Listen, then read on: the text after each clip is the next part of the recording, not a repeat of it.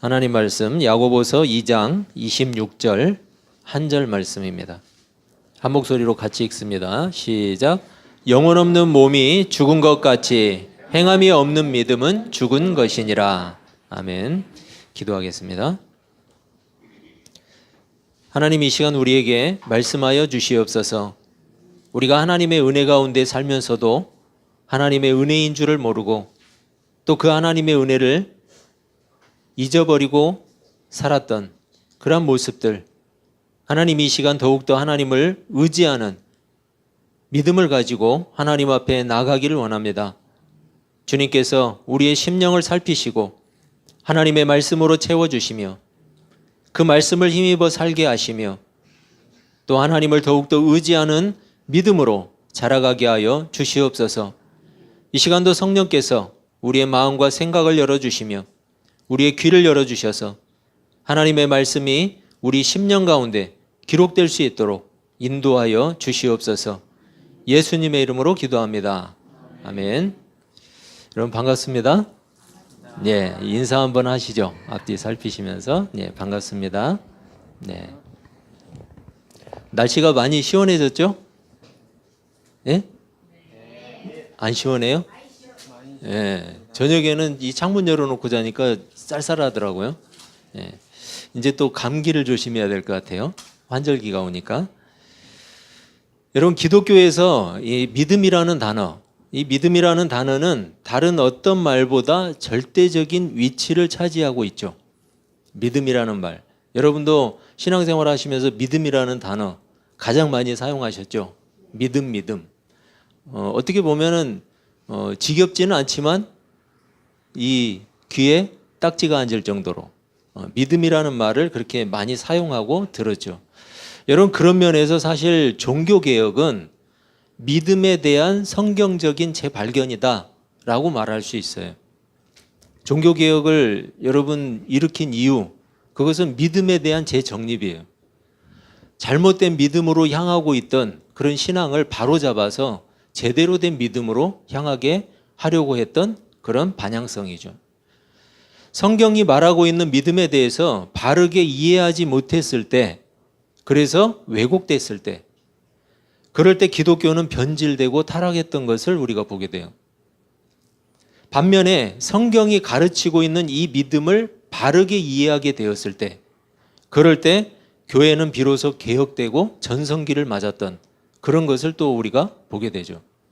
여러분, 제가 왜 출애굽기를 계속 나가다가 믿음에 대한 말씀을 준비했는가?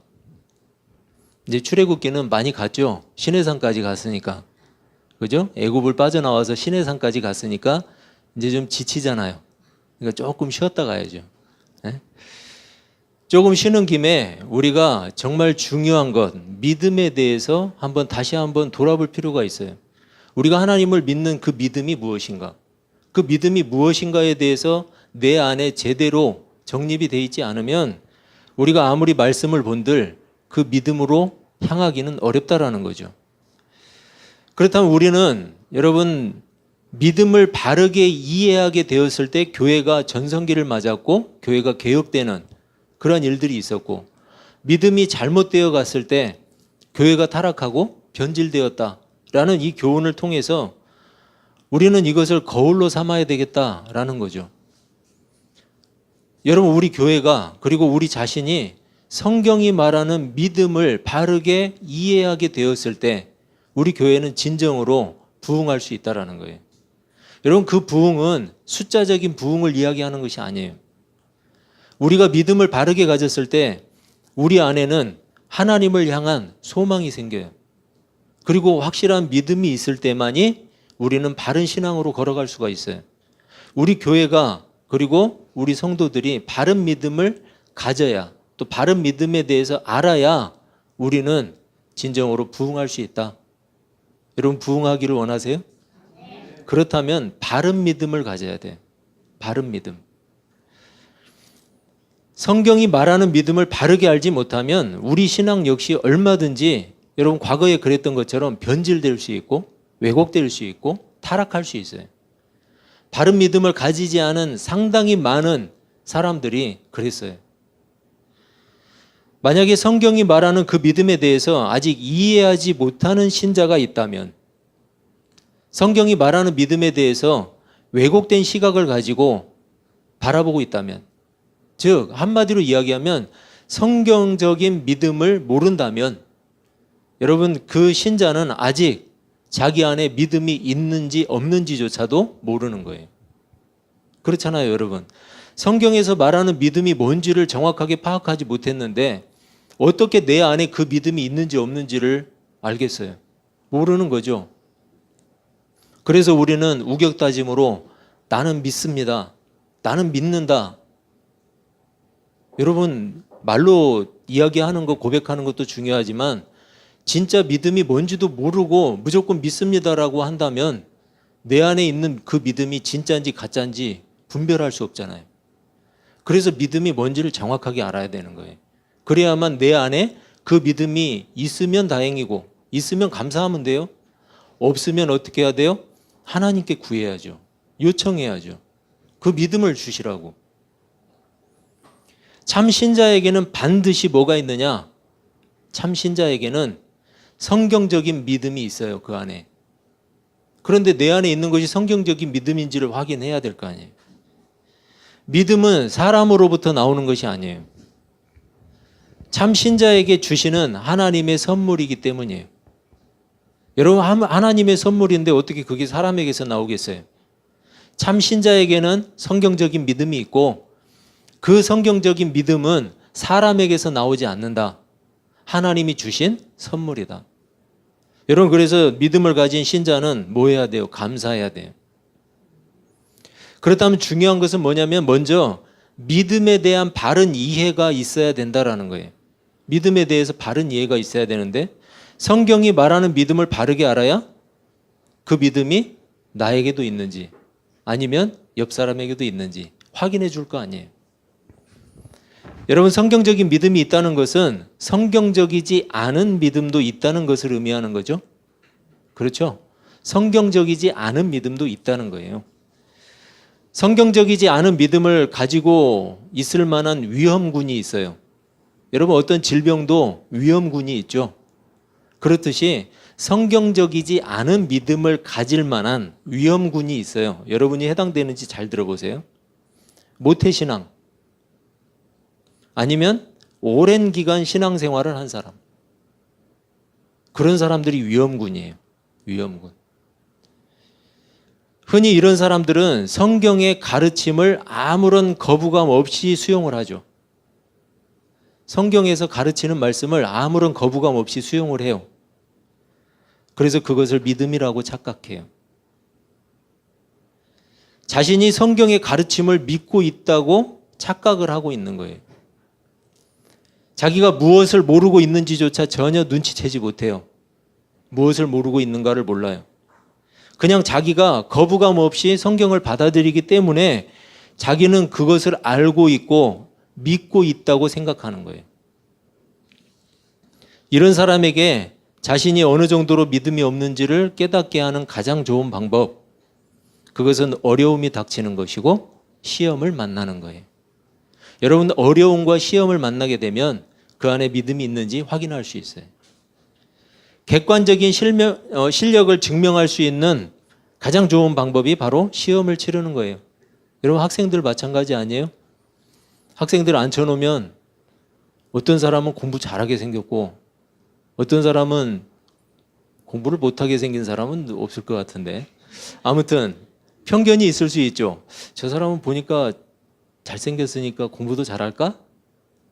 모르잖아요. 여러분, 시험을 치러보면 알아요. 시험을 치러보면 그 사람 실력이 어느 정도 되는지, 평소에 그 사람이 실력을 닦았는지 안 닦았는지 알 수 있어요. 증명되죠.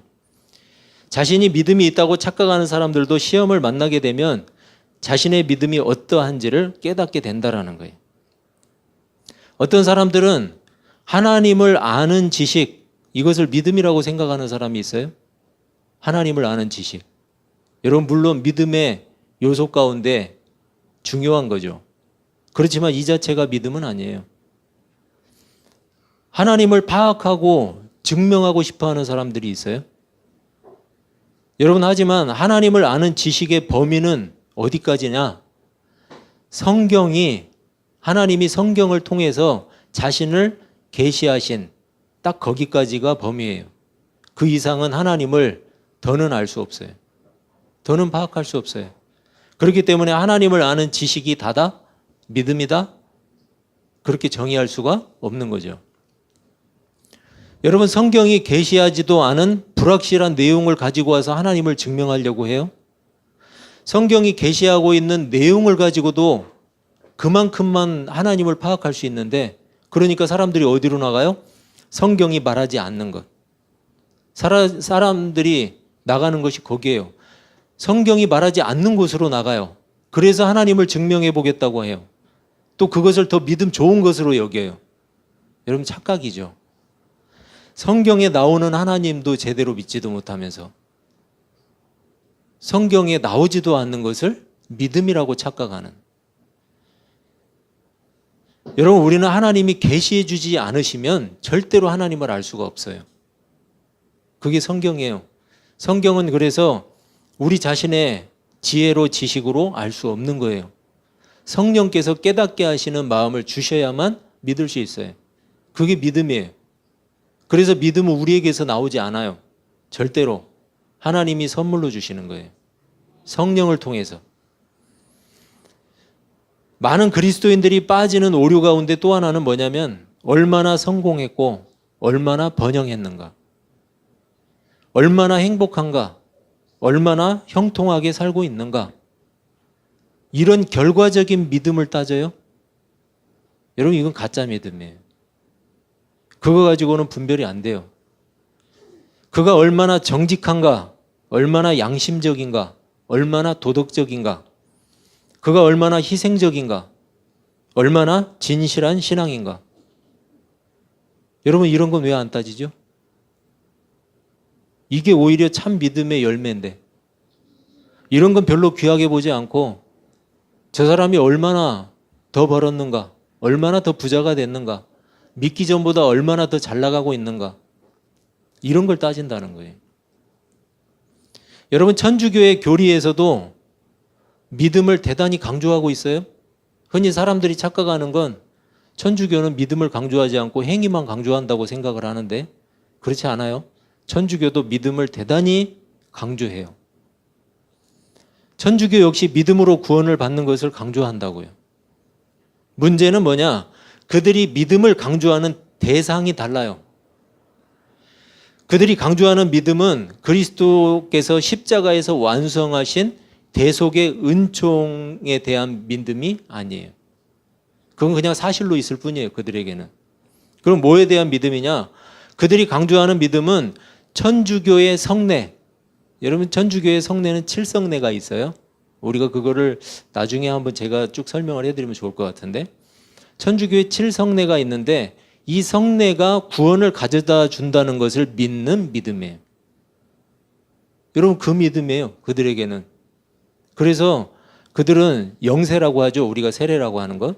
세례, 또 혼인할 때도 마찬가지로, 또 죽음을 앞두고서도 마찬가지로 그들은 뭐를 하느냐? 이 성례를 행해요. 이 7성례가 신자가 태어나서부터 죽음에 이르기까지 누구의 손에 달려 있느냐? 그들이 사제라고 이야기하는 신부의 손에 달려 있어요.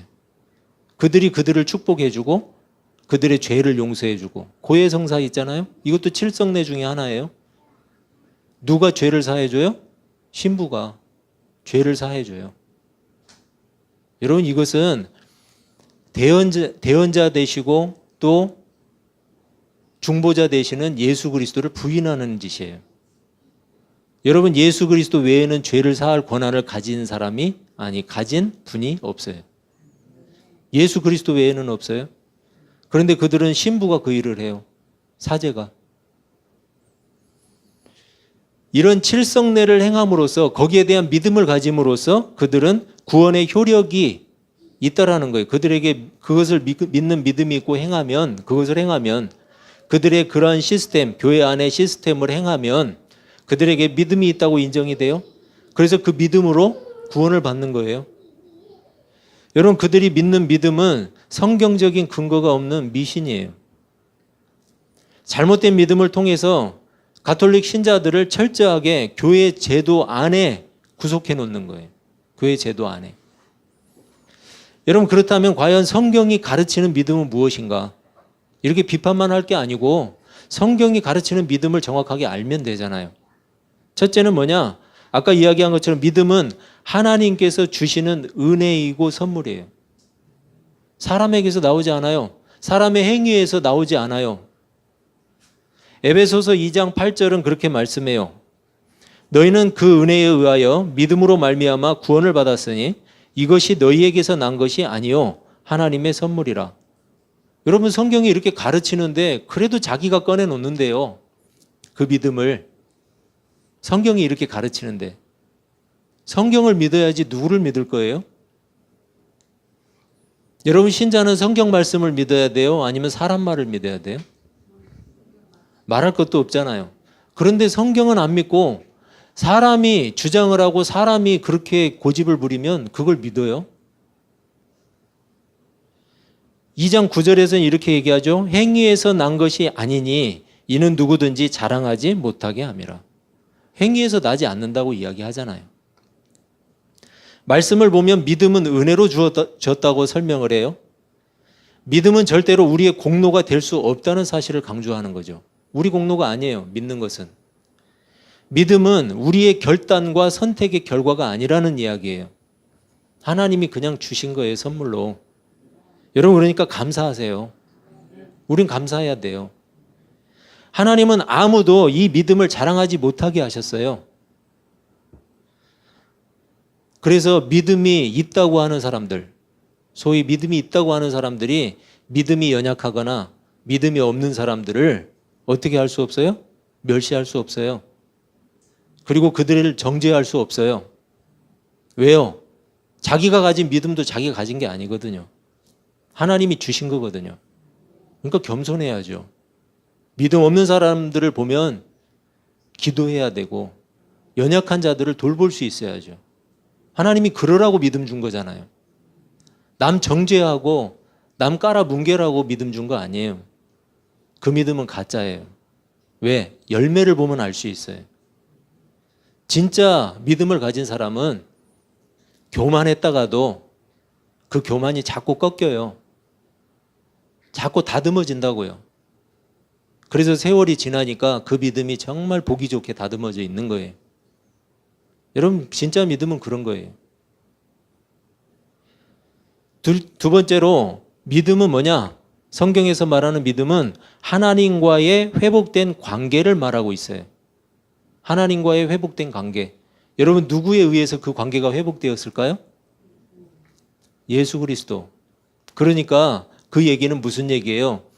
나로 인해서 그 관계가 회복된 게 아니라는 거예요.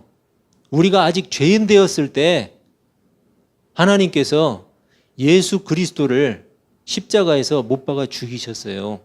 나를 위해서. 아직 죄인이었는데. 내가 한 게 아니에요. 많은 신자들이 믿음을 천국에 들어가는 조건으로 알고 있어요. 여러분, 물론 표현으로 하자면 그게 맞을 수도 있어요. 그렇지만 천국에 들어가기 위해서 믿는 것이라고 생각하는 것, 이건 잘못된 거예요. 창세기 15장 6절은 이렇게 말씀해요. 아브라함이 여호와를 믿으니 여호와께서 이를 그의 의로 여기시고. 아브라함의 이 믿음은 천국에 가는 것과 아무런 관계가 없어요. 천국 간다는 말 없잖아요. 천국 가는 것과 아무 관계가 없어요. 단지 뭘 얘기하느냐? 아브라함과 하나님과의 인격적인 관계를 이야기해 주고 있어요. 인격적인 관계. 여러분, 아담과 하와는 하나님의 말씀을 어기고 불순종했죠. 결국 그들은 어떻게 됐느냐? 하나님과의 관계가 깨져버렸어요. 하나님과의 관계가. 아담과 하와의 내적인 반응이 뭐였느냐? 여러분, 불신이었어요. 불신. 하나님을 믿지 못한 것. 그러니까 여러분, 하나님의 그 말씀을 어기고 깨뜨리고 관계까지 깨뜨려버린 거예요. 반대로 하나님과 관계가 회복된 상태에서 나오는 내적인 반응이 있어요. 하나님과의 관계가 회복된 사람, 그런 사람이 이 내적으로 반응하는 이 반응은 뭐냐? 그게 바로 믿음이에요. 믿음. 여러분, 이 믿음은 반드시 뭐가 따라가느냐? 순종이 따라가요. 순종이 동반돼요. 그렇기 때문에 믿음이 있는 사람은 순종하는 거예요. 믿음이 없으면 말씀에 순종할 수 없어요. 여러분, 바른 믿음을 이야기하는 거예요. 성경이 말하는 세 번째 믿음은 뭐냐? 믿음은 하나님의 속성과 신격에 대한 거예요. 좀 어렵죠? 이것을 쉽게 이야기하면 하나님이 누구신지, 그리고 하나님이 어떤 분이신지를 정확하게 알고 그분을 믿음의 대상으로 놓고 전적으로 신뢰하는 거예요. 그분은 신이세요. 인간이 아니에요. 신이에요. 하나님이에요. 하나님의 속성을 보세요. 여러분, 우리는 하나님을 아는 지식이 있죠? 하나님은 어떤 분이세요? 하나님은 다 아시는 분이에요. 우리의 마음과 생각도 아세요. 하나님은 선하세요.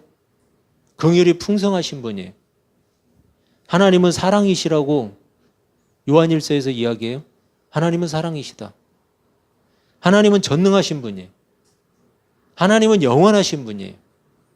거룩하신 분이에요. 죄를 모르시는 분이에요. 죄를 멀리하시는 분이에요.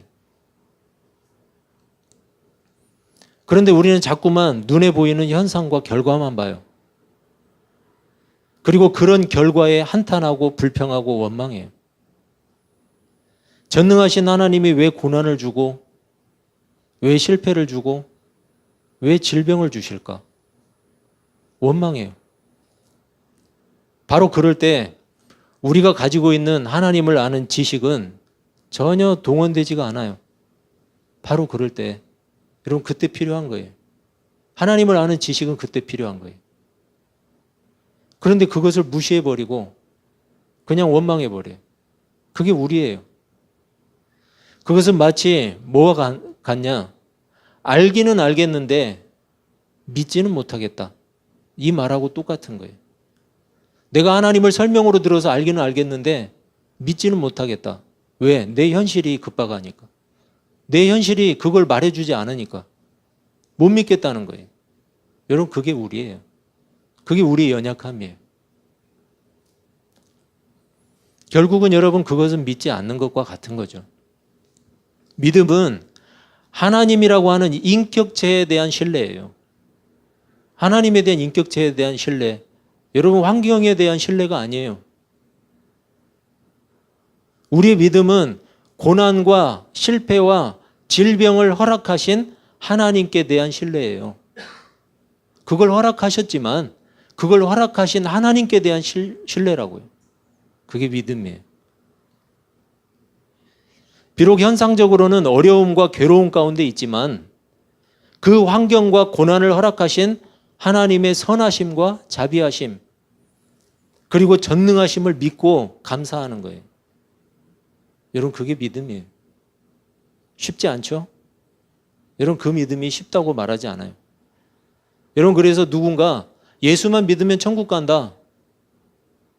그렇지 않아요, 여러분. 믿음은 그렇게 쉬운 게 아니에요. 믿음은 어려운 거예요. 누가 믿음을 쉽다고 그래요?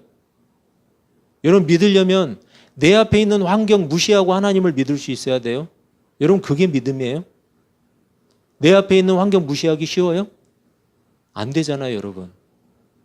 하지만 하나님은 그것보다 크신 분이기 때문에 하나님이 나에게 주신 약속은, 언약은 그 환경보다 크시기 때문에, 그리고 신뢰할 수 있는 분이기 때문에, 영원하신 분이고 거룩하신 분이고 선하신 분이고 내가 신뢰할 수 있는 분이기 때문에. 성경은 구약에서 지금까지 예수 그리스도를 통해서 이루신 언약까지, 그리고 다시 오시겠다고 주신 언약까지 틀림없이 하나님이 이루시니까 여러분, 그것을 바라보고 믿는 거예요. 사도 바울은 고린도후서 4장 16절 18절에서 이렇게 설명을 하고 있어요. 그러므로 우리가 낙심하지 아니하노니 우리의 겉사람은 낡아지나 우리의 속사람은 날로 새로워지도다. 우리가 잠시 받는 환난에 경한 것이 지극히 크고 영원한 영광에 중한 것을 우리에게 이루게 함이니 우리가 주목하는 것은 보이는 것이 아니요 보이지 않는 것이니 보이는 것은 잠깐이요 보이지 않는 것은 영원함이라. 여러분, 성경은 우리를 위로하고 있어요. 우리의 연약함을 알아요, 하나님이. 그래서 말씀을 통해서 우리에게 설명해 주시고 우리를 위로해 주세요. 사도 바울은 여러분 온갖 고난과 고통과 죽음의 위기까지도 넘겼던 그런 사람이에요. 결국은 죽어요. 순교당해요. 하지만 그런 환경 속에서도 항상 기뻐하고 범사에 감사할 수 있었던 이유가 있어요. 성경을 보면 그렇죠, 여러분.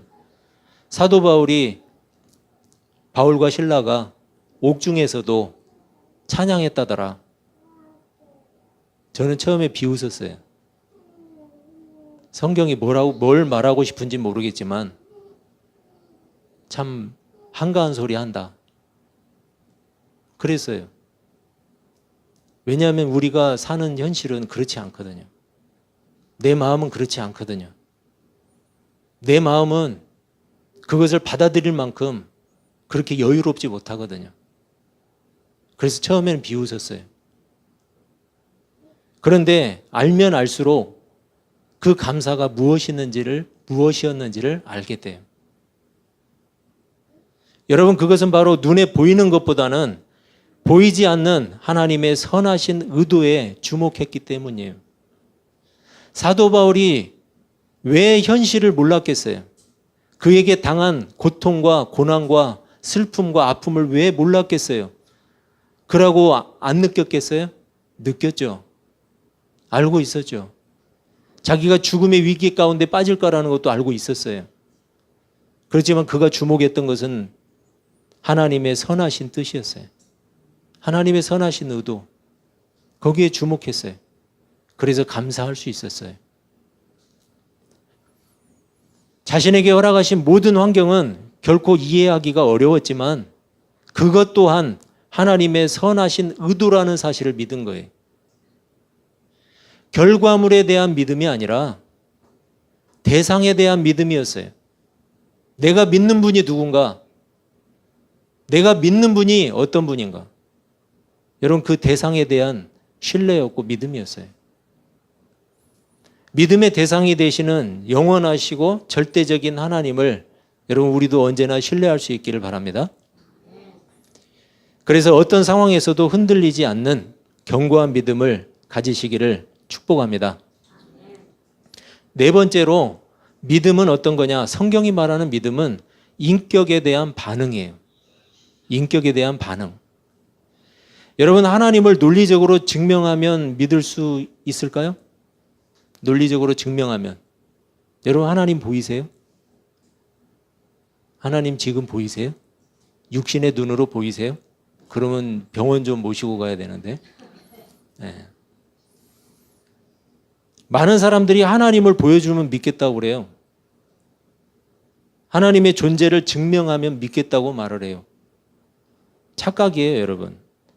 그들 말대로 하나님을 보여준다거나 하나님이 존재한다는 것을 논리적으로 완벽하게 증명한다고 해도 여러분, 그들은 성경이 가르치는 믿음만큼은 절대로 가질 수가 없어요. 여러분, 내가 신이 있다는 걸 믿는 것이 믿음이에요? 그건 유신론자일 뿐이에요. 유신론자. 유신론자는 많아요, 여러분. 유대인들도 유신론자예요. 하나님이 존재하신다는 것을 믿어요, 그들도. 여러분, 그뿐이에요? 또 누가 있어요? 유대인들밖에 안 믿어요? 신이 있다는 걸? 이 세상에 유대인들밖에 신이 있다는 걸 안 믿어요? 여러분, 하나님의 거룩하신 인격을 신뢰하게 하는 일에는 신이 있다, 신이 존재한다라는 걸 증명하는 것은 별로 도움이 못 돼요. 신이 있다는 걸 증명하는 것과 내가 하나님을 신뢰하는 것과 그것은 여러분 별개예요, 별개. 성경에서는 뭐라고 이야기하고 있어요? 믿음이 선물이라고 이야기하는데 내가 신이 있다는 걸 믿으면 그 믿음이 나한테 와요? 아니라니까요. 하나님이 주신 선물이라고요. 내 의지로 오는 게 아니에요. 신의 존재를 인정한다고 해서 그가 그리스도인이 될 수 있는 것은 아니에요. 유대인도 또 무슬림도 여러분 신이 있다고 믿어요. 심지어 지금 많이 있는 여기 신천지도 있는데 다양한 그 이단들이 있죠. 우리나라에. 이 이단들도 유신론자예요. 신이 있다고 믿어요. 그럼 그들이 다 그리스도인이에요? 아니잖아요. 그들이 다 성경이 말하는 믿음을 갖고 있어요? 아니잖아요. 아무리 신이 있다는 것을 논리적으로 증명하고 그에게 보여준다고 해도 그가 하나님을 봐도 여러분 그는 성경이 말하는 믿음을 갖는 것은 어려워요. 그렇게 증명해도. 하나님과의 인격적인 관계가 회복되지 않는다면 유신론자가 되는 것 여러분 대단히 위험한 일이에요. 성경에 등장하는 신비적인 요소만 따르는 신비주의에 빠질 수 있어요. 하나님과의 인격적인 관계가 형성되지 않았기 때문에 신비적인 요소를 통해서만 하나님을 신뢰하려고 해요. 신비적인 요소만 뽑아서 그걸로만 하나님을 신뢰하려고 해요. 결국 그는 신비주의자일 뿐이지 그리스도인은 아니에요. 반대로 성경의 신비적인 요소를 다 제거하는 사람들도 있어요. 증명할 수 없는 것은 전부 믿지 않겠다는 거죠. 다 빼버리고. 그래서 증명된 사실만 믿겠다. 여러분 그게 가능해요? 하나님과의 인격적인 관계 형성이 되지 않은 거예요. 그래서 도저히 못 믿겠다는 거죠. 여러분 성경에 기록된 하나님의 말씀을 이성적으로 납득시키면 믿겠다고 주장하는 것과 똑같아요. 여러분 그렇게 해서는 믿음을 가질 수가 없죠. 믿기 어려운 것이 아니라 믿을 의향이 전혀 없는 거예요. 그것은. 믿기 싫은 거라고요. 믿기 싫으니까 그렇게 억지를 부리는 거예요. 여러분 이런 사람들은 하나님과 관계가 회복되기 전에는 이성적으로 납득을 시켜도 여전히 하나님의 결정에 불만을 가지게 돼 있어요. 하지만 하나님과 인격적인 관계가 회복되면 완전히 달라져요. 완전히 달라져요. 하나님의 결정을 신뢰하고 받아들일 수 있게 돼요. 하나님이 누구신지를 알기 때문에 성경이 가르치는 것에 대해서 믿음으로 반응해요. 하나님의 말씀에 반응한다는 것은 뭐예요? 그 말씀의 실체이신 하나님께 반응한다는 말과 똑같아요. 그리고 그 반응은 하나님을 신뢰한다는 뜻이에요. 그래서 반응하는 거예요. 사도행전 17장 11절인데 베레아에 있는 사람들은 데살로니가에 있는 사람들보다 더 너그러워서 간절한 마음으로 말씀을 받고 이것이 그러한가 하여 날마다 성경을 상고했다. 이렇게 기록이 돼 있어요. 여러분 베레아 사람들은 받은 그 말씀이 성경의 가르침이 맞는지 즉 정말 그것이 하나님의 뜻인지에 더 관심을 가졌다는 거예요. 하나님의 뜻인지 아닌지. 여러분 하나님이 있는가 없는가가 아니에요. 이들은 이미 믿음을 가진 자들이었어요. 그게 하나님의 뜻인가? 그게 성경에 부합하는 성경의 가르침인가? 그것에 더 관심이 있었다는 거예요. 여러분 그런 태도는 결국 어디로 이어지느냐? 순종으로 이어져요. 그게 믿음이에요, 여러분. 예수님은 공생애 동안 자신의 뜻이 아니라 아버지의 뜻에 더 집중했어요. 결국 그 뜻에 순종했어요. 믿음은 하나님을 입증하는 것이 아니에요. 여러분 믿음, 우리 안에 있는 믿음이 아무리 있어도 여러분이 하나님을 입증할 수 있어요? 세상 사람들이 하나님 보여달라고 하면 여러분은 보여줄 수 있어요? 논리적으로 증명해 주실 수 있어요? 내 안에 믿음이 있으니까 할 수 있다? 여러분 그건 할 수 없어요. 불가능해요. 하나님과의 인격적인 관계 속에서 끊임없이 그분을 신뢰하고 반응하는 것, 여러분 이게 믿음이에요. 여러분 믿음의 품사가 뭐예요? 품사라고 하니까 좀 어렵나요? 명사예요, 명사. 믿음의 품사는 명사예요. 명사는 사물의 이름, 리모컨, 에어컨, 사과, 밥 이런 게 다 명사예요. 허영철, 고유명사, 명사예요. 여러분 믿음도 명사예요. 하지만 기독교의 믿음은 명사가 아니라 동사예요. 움직이는 거예요. 움직이는 거라고요. 밥이 아니라 밥 먹는다. 리모컨이 아니라 리모컨을 조작한다. 물이 아니라 물을 마신다. 여러분 동사예요. 믿음은 하나님과의 회복된 관계가 지속적으로 흐르고 있을 때만 가능해요. 믿음은 여러분 오늘 믿음이 있다가 내일 없을 수 있어요. 그래서 성경은 뭐라고 우리에게 충고하죠? 네 안에 예수 그리스도를 믿는 믿음이 있는가 한번 확인해 봐라 라고 충고해요. 그래서 그 믿음을 이루어 가라고, 구원을 이루어 가라고 이야기를 하죠. 여러분 믿음은 동사예요. 기독교의 믿음은 동사예요. 국어사전하고는 달라요. 믿음은 하나님과의 인격적인 관계와 신뢰 속에서 신자가 반응할 때, 그럴 때 비로소 가능해요. 존재해요. 그래서 기독교의 믿음은 동사예요. 예수 그리스도의 십자가 사건은 우리를 하나님과의 관계 속으로 끌어들이기 위한 위대한 하나님의 계획이셨어요. 하나님과의 관계 속으로 끌어들이기 위한. 하나님은 우리가 동사로서의 그 믿음을 가지고 하나님을 뜨겁게 사랑하고 그리고 또한 이웃을 사랑하는 자로 그렇게 반응하는 삶이 되기를 하나님은 기대하고 있어요. 여러분 그래서 기독교의 믿음은 명사가 아니라 동사예요. 하나님과 지속적인 관계를 가지고 여러분 지속적으로 흐르고 있어요. 그 믿음은 멈춘 게 아니에요. 지속적으로 순종으로 흐르고 있어요. 그리고 하나님과의 관계 속에서 지속적으로 신자는 반응해요. 그게 기독교의 믿음이에요. 기독교의 믿음은 그래서 정의가 아니에요. 정의를 내리는 게 아니에요. 믿음은 이것이다가 아니에요.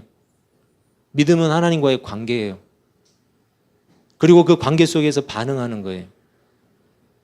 그럴 때 우리는 하나님 앞에 진실한 믿음 그리고 회복된 관계를 가질 수 있어요. 여러분 그렇게 반응하는 믿음의 한 주간 사시기를 주님의 이름으로 축원합니다. 기도하겠습니다.